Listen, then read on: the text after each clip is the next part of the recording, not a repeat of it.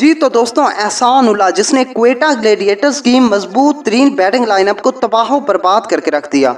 World class बल्लेबाज भी इसकी तेज गेंदों के सामने घुटने टेकते नजर आए। दोस्तों, इन्होंने क्वेटा ग्लैडिएटर्स के खिलाफ पीएसएल का दूसरा जबरदस्त स्पेल करवाया और महज 4 ओवर्स में क्वेटा की आधी टीम को पवेलियन की राह दिखाई।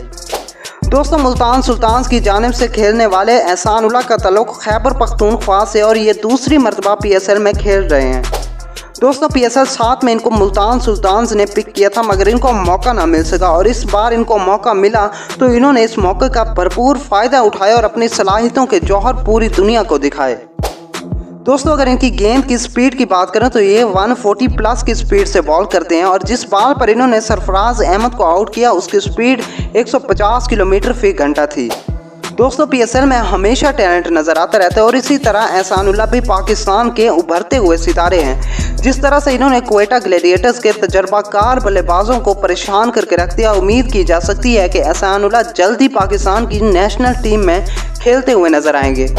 जी तो दोस्तों, ये थी आज की मुख्तसर मगर दिलचस्प सी वीडियो। कैसी लगी कमेंट करके ज़रूर बताइएगा और अगर आप भी एहसान उल्लाह की बॉलिंग को पसंद करते हैं और इनके फ़ैन हैं तो जल्दी से इस वीडियो को लाइक कर दें और चैनल को सब्सक्राइब करना ना भूलिएगा। मिलते हैं अगली दिलचस्प और इन्फॉर्मेटिव वीडियो में, तब तक खुदा हाफिज़।